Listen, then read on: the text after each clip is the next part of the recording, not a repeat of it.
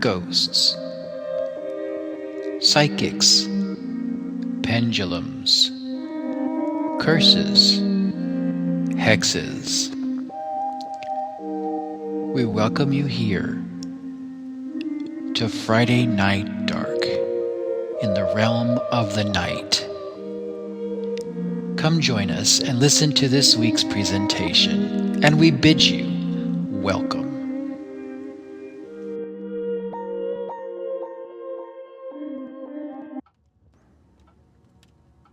Good evening. This is Drew, and I welcome you back to Friday Night Dark. Hey, tonight I'm going to be talking a little bit about numbers and lines. What kind? Well, fractal lines and the Fibonacci sequence. I've mentioned that one before, but here it does kind of dovetail nicely with everything else that I'm going to be talking about. Now, here's a fun truth. The Fibonacci sequence and fractal lines are basically mathematical soulmates. They show up together in nature, art, and even in structures of your favorite spirals. Let's dig into this, why they're so deeply connected. But first, before I do that, let's quickly define what these are. Now, fractal lines are geometric shapes that exhibit self-similarity, meaning it appears similar at different scales and is often characterized by intricate patterns that repeat infinitely. Think of like a lightning bolt, and not the kind that you might see in some kind of statue caricature of like some Roman god or something, but rather one that you would see streak across the sky as it forks and it jags in different directions, one way and the other, and yet it seems so familiar in the way it does it. Ask any kid to draw a lightning bolt, and if they don't do one with little zigzags like that caricature statue of some Roman/Greek god, they might actually do something that they would have seen in the sky. Look at it closely. Now, coastlines have the same kind of characteristics, but that kind of proves what's being defined there. Now, the other thing I'm going to bring up at this point is the Fibonacci sequence. That is basically a series of numbers where each number is the sum of the preceding two. And it typically starts with 0 and 1. So if you think about that one for a second, 0 plus 1 equals 1. And then 1 plus 2 equals 3. And then 2 plus 3 equals 5, and so on. And that's basically the pattern. It's very simple to follow. There's really no complicated process other than just making sure you keep those rules. And there you go, the Fibonacci sequence. And from it, it creates these natural growth patterns. Now I'm going to address the Fibonacci sequence first because I just want to show something and how it's similar with fractal lines. Now the Fibonacci sequence does describe growth where each new step builds on the previous two. And this pattern appears mostly in things that like sunflower seed spirals, pine cones, pineapple scales. You might even see that in tree branching or the leaves themselves. And in some cases, if you look at certain shells, you'll see a spiral. And you're going to see this kind of logarithmic type of design that goes into it. And guess what? It's based on that Fibonacci sequence itself. Now, these structures grow by repeating simple rules, which is exactly what fractals do as well. Fractals are self-repeating patterns. And so a fractal is a shape that repeats itself at different scales. They zoom in, they zoom out. The pattern echoes itself, though. And classic examples might be like, say, a Mandelbrot set, a Koch snowflake, the Sierpinski triangle, perhaps. Or what is that vegetable? The Romanesco broccoli, which technically is a natural fractal. So if you look at it from that point of view, guess what you have? You have these recursive, recursive rules, just like the Fibonacci sequence itself. And, you know, the one thing that I keep thinking of is not just these lines and whatnot, but think of it another way. There is this Japanese art that, in and of itself, when something is broken, and the pieces are there, you can put them together, and they do this thing where instead of like just gluing them, they use gold to put the lines together, and you have like this new design from something that was broken. And it has its own profound meaning in doing so. But the one thing that's interesting is that you have these lines that they repeat in certain ways that, even though they are similar, it does have like this individual beauty from a pattern that in and of itself is completely and totally like already in place. It's like a form of chaos, and yet it has order. I know that might sound weird, but bear with me. Anyway, now the one thing that's going to be a tie in this thinking is going to be what's called the golden ratio. Now, the golden ratio itself is what's used by architects in some cases to make sure that something is going to hold. Whether it be a skyscraper or a simple house, a hut, a storage shed, these things actually are like fundamental rules to make sure that these structures hold together.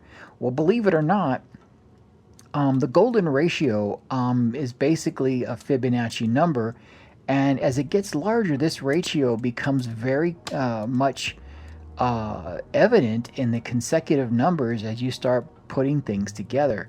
And that's where you get this approximate like 1.68 something over some weird little shape that I'm not going to get into. I always try to avoid being too sciencey, but sometimes I kind of have to start talking numbers, and this is one of those times. And I've mentioned numbers in the past, and I have to come back to this because in some ways people say to me all the time, well, doesn't it seem a little weird that the shapes in mathematics and what have you seem a little too random, and yet at the same time these designs come out of it? Prime example, I knew someone who was in the nonlinear algebra, and they once actually had showed me this design of a maple leaf. And I said, well, what's this got to do with the price of tea in China? And he said, well, I want to show you something else. He flashed this piece of paper in front of me. That piece of paper actually had on it something that was, how should I say, like a bunch of gobbledygook and numbers and graphs and what have you.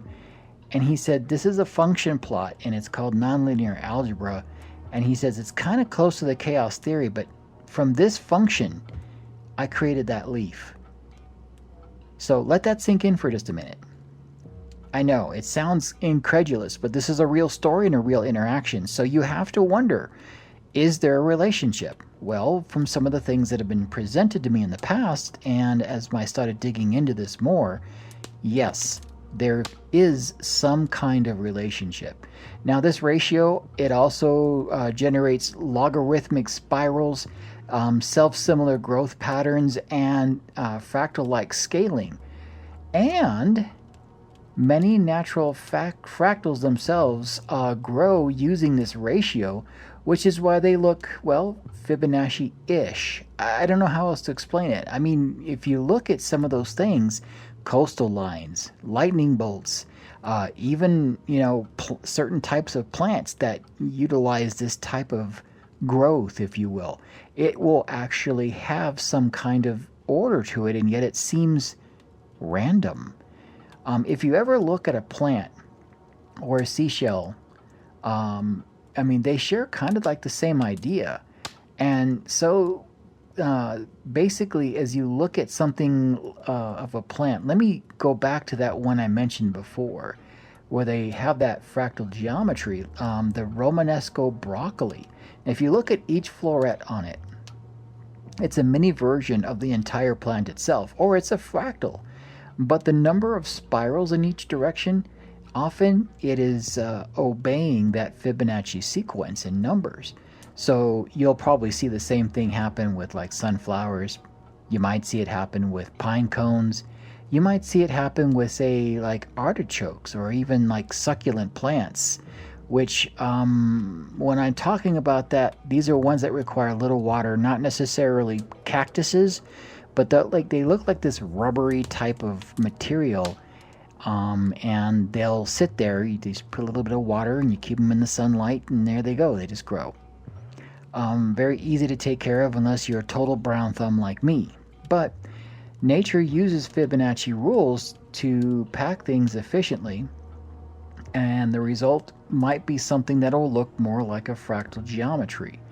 Now, Fibonacci spirals are a type of fractal in the fact that it isn't a perfect fractal.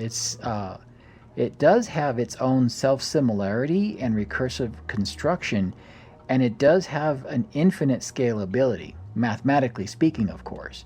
So it's kind of like a quasi-fractal. It's a fractal in spirit, but not in strict definition. Now, artists and designers use both the Fibonacci and the fractal type of design when they're doing things, whether they know it or not. And as I mentioned before, that golden ratio for architects is probably one, because you have to create some kind of stability, and that's where that golden ratio does kind of fall into play. Now, there is also that organic looking digital art that some people might create that will have that same idea. There is, procedural landscapes and games that you might even see. Well, there is some of this kind of going on in the background, and it's kind of like a generative design altogether for all kinds of things that would need to repeat themselves. Now, there's a good example of this, and that's going to be like the old-time cartoons. And I will also mention a movie director, Max Ophuls, that would always have these fake backgrounds. They would kind of go round and round and repeat themselves in a certain way, but they look so in a convincing fashion because they made a scalable design that made it so it would continue in an infinite fashion while people were like in something where they were appearing to move forward, like in a carriage, or if they were like in a car or something like that. Same idea got, carried over to other things. But now I digress. Getting back to the whole thing here, if I were to take this a little bit further, those same Fibonacci and fractal rules do have a relationship with the paranormal. And there's actually a surprisingly elegant bridge between all three of these ideas. And it's not about proving ghosts or cryptids, but about understanding why paranormal phenomena feels so compelling, or it might feel somewhat patterned. And when you look at it as though it's through the lens of math and nature, the comparison becomes almost poetic. Let me show you how these ideas might actually line up. For instance, when it comes to paranormal phenomenon, it often follows a partnered or a partnered or a patterned chaos. And like fractals, they look chaotic at first glance, but revealing repeating patterns when you start really looking at things. A prime example would be like, say, a residual haunt. It repeats certain patterns, more of like an event or an action. How many times have you heard people who have gotten pictures or done certain things and it was over a certain area itself, like a stairway, or it might be like a certain action they might do, or it might be just a simple thing as a rocking chair just moving back and forth in motion. It's that residual energy that's causing those kind of things. So in general, paranormal reports can behave in a similar fashion as the subjects I'm bringing up with fractals of the Fibonacci sequence, because they're going to be repeating themselves.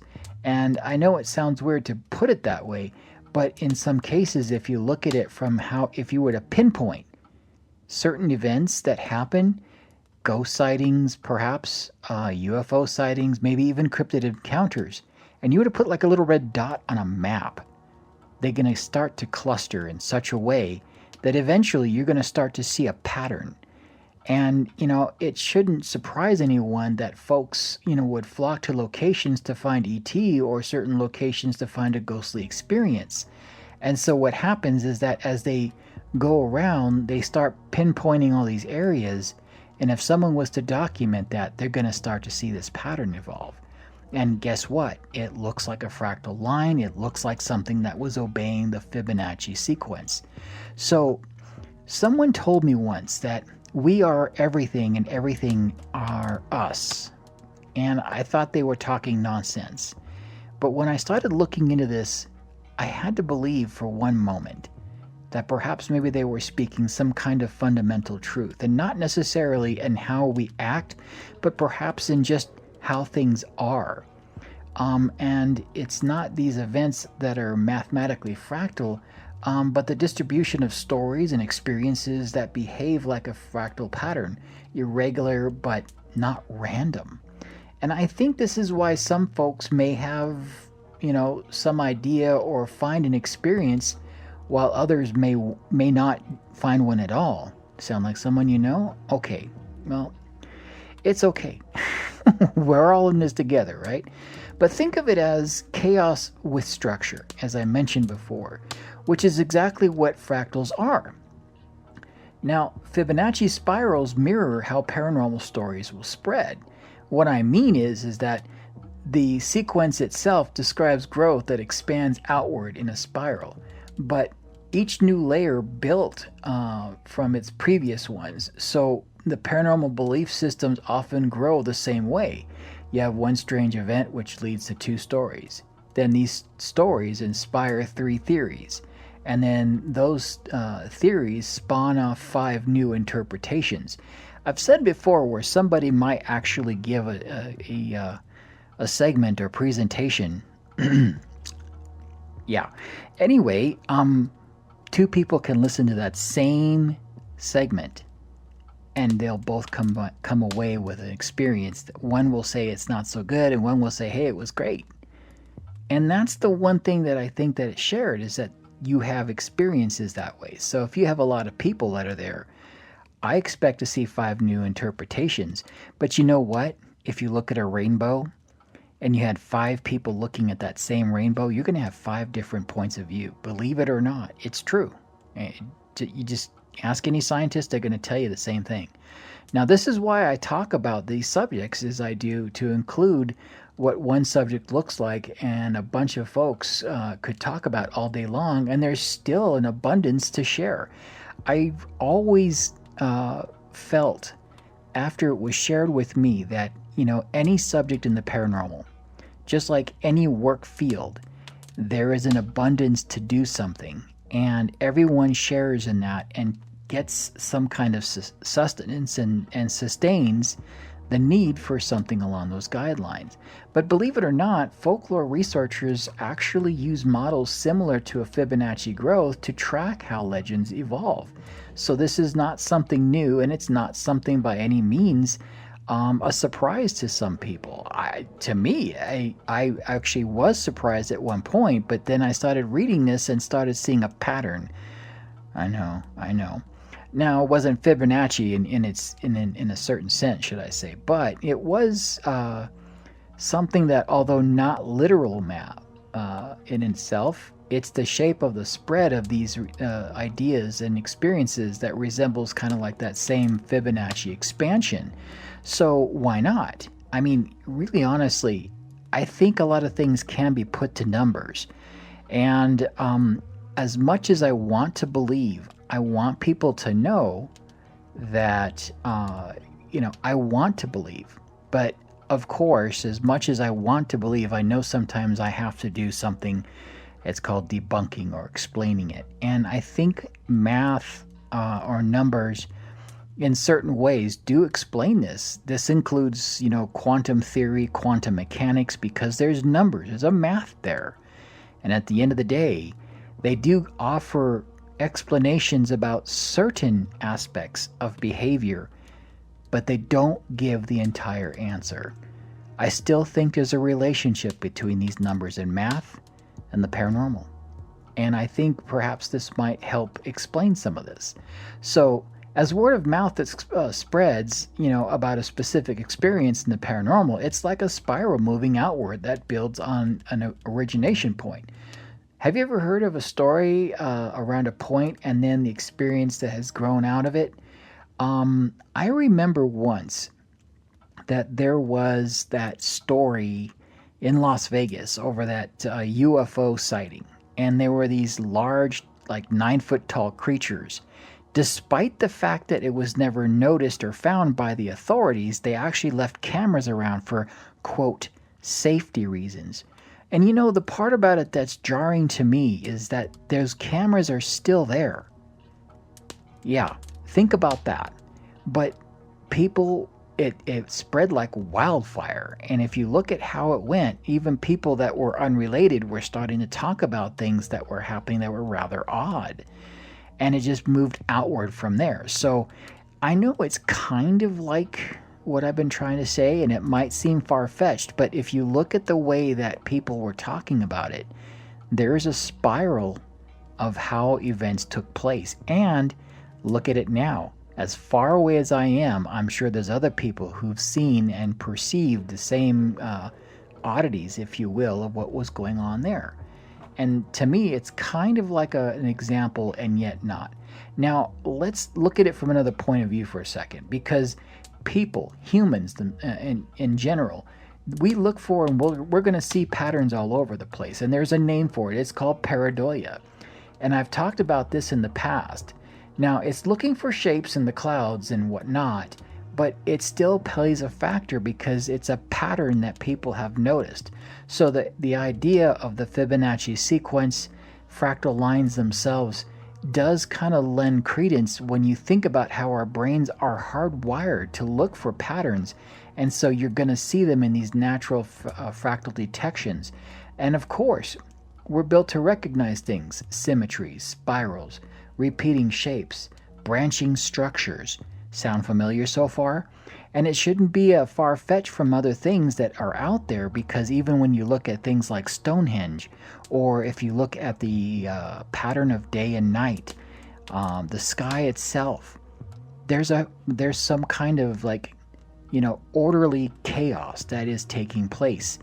Take, for instance, I know someone out there who likes to, share pictures of nebulas. These are supernovas that have exploded. They leave a cloud behind, and they start to form new stars, if you will. And some of them start creating shapes. One in particular, one of my favorites, is the Horsehead Nebula. And why that's important is because it looks like a horse head. Now, this is in deep space. Why would something out in the universe even imitate that? And yet it did. Think about that for a moment. And I think that's why this is kind of going into that pattern. Now, this does help us survive in nature, but it also means that we sometimes detect patterns where none exist. And this is why, because when you look at shadows that look like figures, if you look at random lights that look like a craft, maybe you might hear forest noises in the background that feel intelligent. Perhaps maybe you might have coincidences that feel meaningful, or a sign of some sort. You can kind of see where this is all headed. And really, honestly, for me, I would have to say, if I was to, go into an experience and it happens right in front of me just as I'm starting to do things, or if it's about to do stuff, I'll sometimes notice what's going on, or it just might be an annoyance. But those annoyances, if they keep happening, it's probably something in the background telling you not to do something. That coincidence that perhaps I was talking about before, maybe it's not just a meaningful experience, maybe it's a warning. So maybe it's because you're not obeying some rule that, despite the fact you're trying to be against the grain, you might be going a tad bit too far. And I think this is one of the things. Perhaps maybe we ourselves in our existence are obeying some kind of fractal or Fibonacci sequence, and we just don't know it. And, when you look back at everything, spirals, even on what do they call those? Petroglyphs, there you go. Or even the spiral itself, I know, is a symbol that's utilized in certain types of folklorish type magic, or even cultural religions or whatnot.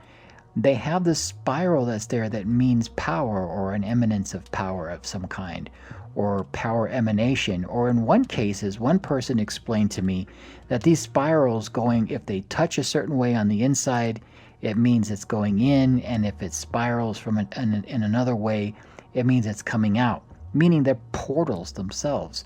Perhaps maybe these Fibonacci sequences and these fractal lines themselves are ways to actually point to something. Oh, coincidentally enough, have you ever talked to somebody who fixes foundations on houses?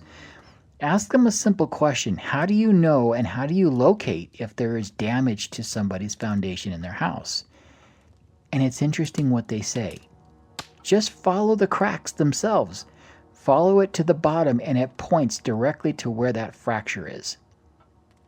These are not my words. I'm just telling you, this is something that is commonly spoken on, even on a commercial.